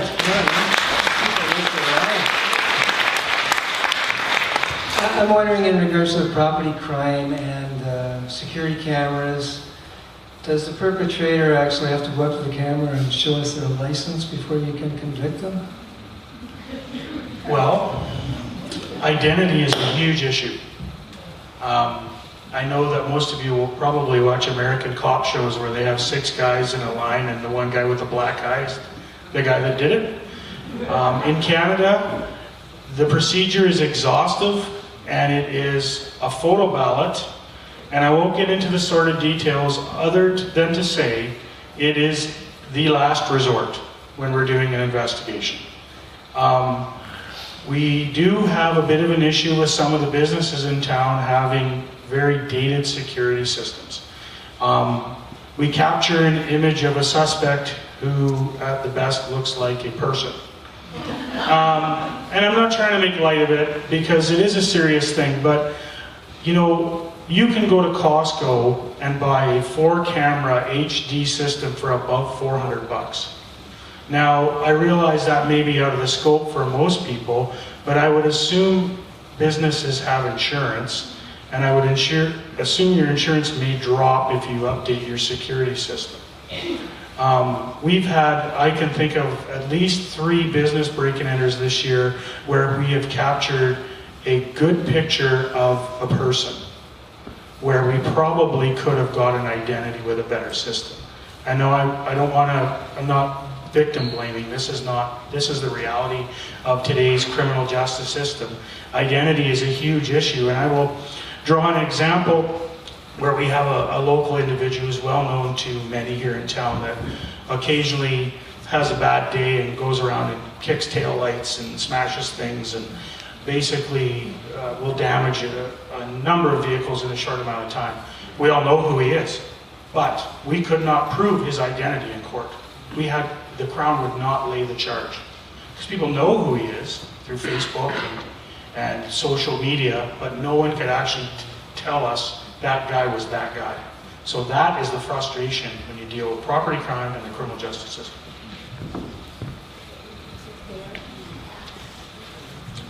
Thank you. I think I probably talked for about an hour, but I bore you with the details. A couple of comments only. The guy who talked about accountability, sitting a couple rows up from me, thank you. The guy that made the suggestion of having the people that are bringing stuff into what they call a pawn shop or a second-hand store, if you want to call it that, that idea is absolutely fabulous. The downside of that really is that you need to stretch that out to as far as the Castlegar, Nelson, and back west, because a lot of stuff doesn't get bought and sold here in town. People in town that buy stuff should be ashamed. I don't think anyone should support that kind of stuff, and I know people do. I know many people in this room that have had stuff lifted. I've had it myself personally, not in this town. It's a degrading feeling. It's helpless. You're just you're violated. The last thing I'd like to ask the sergeant on due diligence: what is the rights and responsibilities of the guy that owns that pawn shop or that second-hand store? Are they accountable if you walk in there and I bring you in there and I say that's my drill? Because underneath, when I take the case apart, my initials are in there. What's his accountability? Yeah, it's important to know that bylaw is in its draft stage, so I don't want to answer specifics right now because it may change, but the reality under the criminal code is that if that person can prove that item is theirs through whatever means, it gets returned to the lawful owner. Now, there is a charge called possession of stolen property. However, according to the criminal justice system, it's a tough charge to prove because we have to have recency and intent. And as much as it may seem that's pretty simple to prove in these cases, I can speak of personal experience of catching a guy driving a stolen motorbike that was stolen a week before and no charge. because I couldn't prove that he knew it was stolen property. Apparently, he's supposed to admit that, I guess. But it would get returned to you. And that, I think, is probably what everybody wants in the end. I mean, like I said before, if you're waiting or counting on the criminal justice system to bring you any kind of closure, it's going to be very frustrating for you, because sometimes these matters drag out over years. And lots of times they just lose traction in court for whatever reason. But that would be part of the pawn bylaw. There would be some accountability on the secondhand store or the pawn shop owner to ensure that he's not taking that property, and then they would be subject to regular checks. As with Whispers serving at 65 meals a day, like, why are they shutting us down?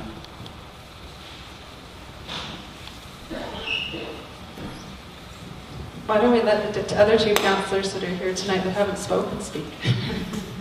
Anybody else want to answer? The question was, If Whispers is serving 65 meals a day, why are they being shut down? You guys want to speak to it?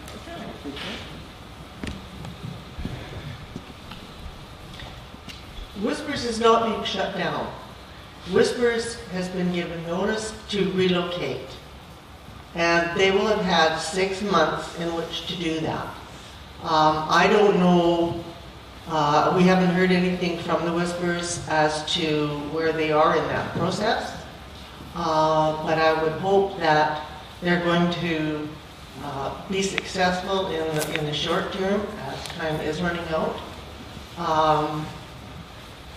Does the city have other plans for this building?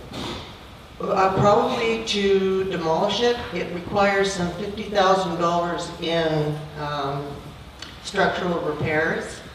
And as a councillor, I'm not prepared to put tax money towards the building. Is willing to put money in to destroy this building? It probably wouldn't take much to demolish it, no. 50,000, you said? 50,000 to repair it, to bring it up to some standards. And I don't think there's an appetite on council to do that.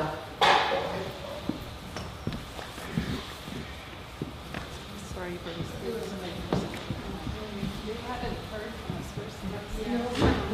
There you go. Thank you. There we go. Hi everyone, my name is Melissa Shulba. I am the new coordinator for Whispers of Hope Community Kitchen and Thrift Store. It is a separate organization from Beth's Extreme Weather Shelter. We are in the same building and we're very cozy neighbors, but we do have very separate operations and mandates.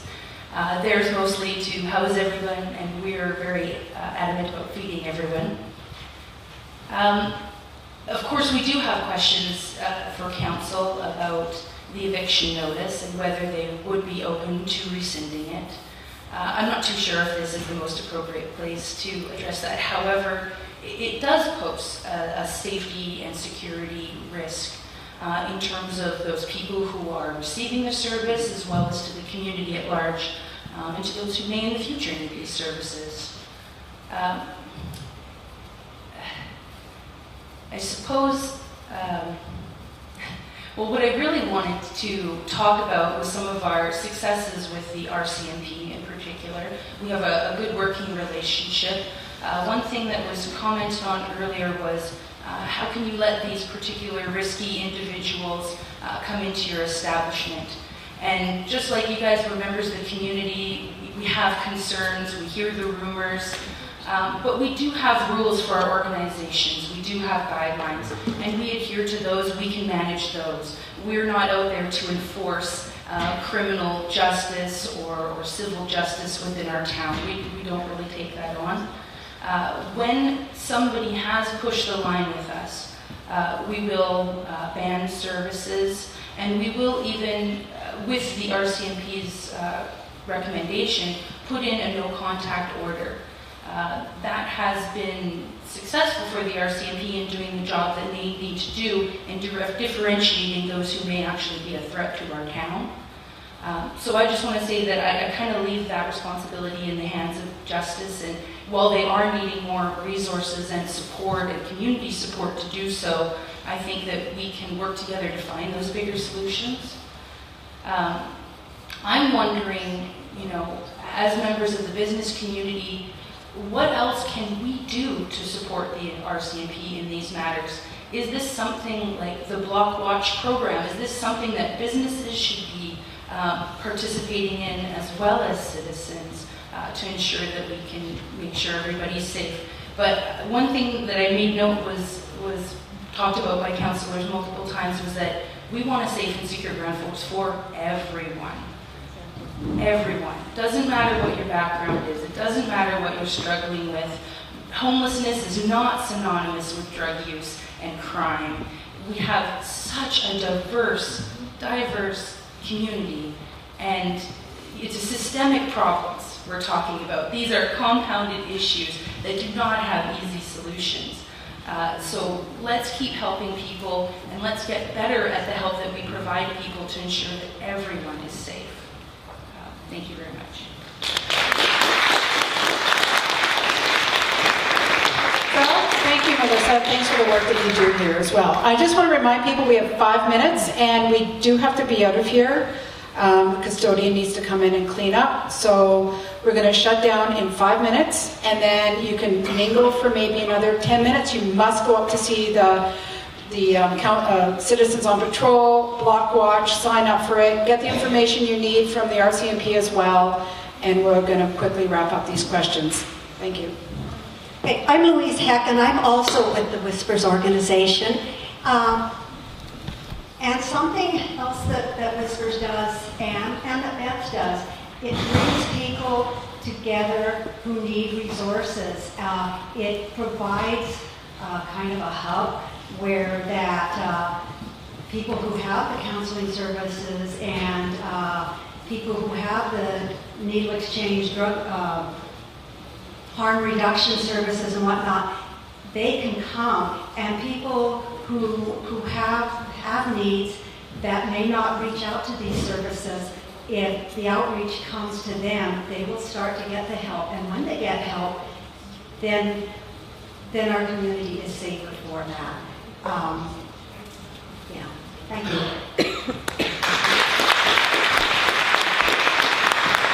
Time for one more. Okay, this lady here would like to ask. I volunteer at Whispers of Hope, and so I can identify with lots of the information that's been given here tonight. But my question or concern is, it's not an easy task to find a place for Whispers to relocate to. Even private individuals looking for rentals is short. So if in fact it's difficult and they're not prepared to move in 6 months, is there a safety net that they can stay where they are until a move becomes available? All I can say right now as a councillor is that we're hearing the request.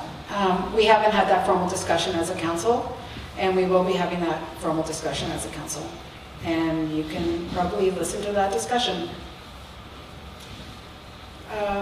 Any more? One more? Two more? And then that's it.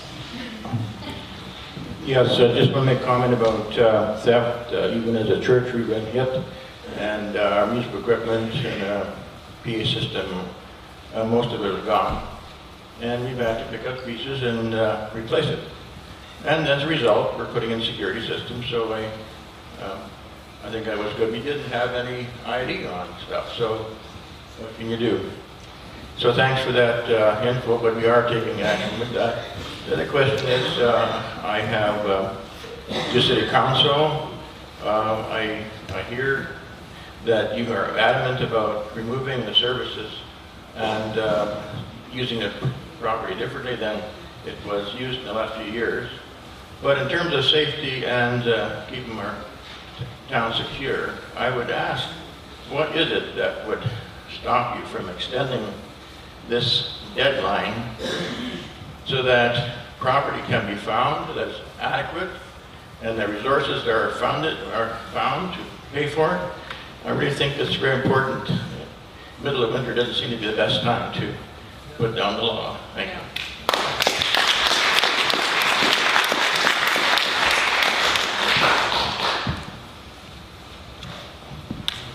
Anybody want to field that? Mayor at the back. We take it at advisement. You know, we have to have this conversation, and that's the beauty of council. It's a democratic process, and we're nonpartisan. So basically, a lot of us, we do what's best, and our values are really reflected in how we argue our position. And usually the person who's the most convincing gets the votes, and that's the way it goes. So, I mean, I take it on advisement, and we will be having...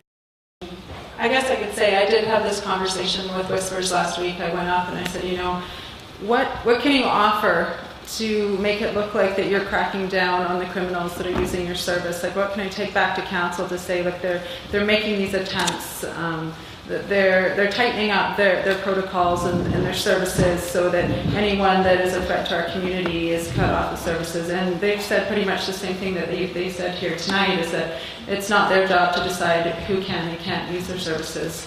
And that they do ban people. And I don't know, I'd like to see those 10 off the streets as much as you guys. It's affecting me just as much as it does the rest of the people in this community. I live on Riverside and I've been hit at my house too. So it's frustrating for all of us, and I wish there was something that Whispers could offer to say that they were somehow helping us to get these guys. But I don't know if that's anything that they're actually able to do. Okay, so suddenly I see 3 more hands, and it's 8 o'clock. I'm going to have to be tough here, and we're going to have to shut it down because the school wants us out of the gym. So you can mingle, you can come and speak to us. Those of us who have been presenting are going to be here for the next 15-20 minutes. Come and talk to us. And thank you so much for coming. Thank you, thank you, thank you. Merry Christmas. Good night, everyone.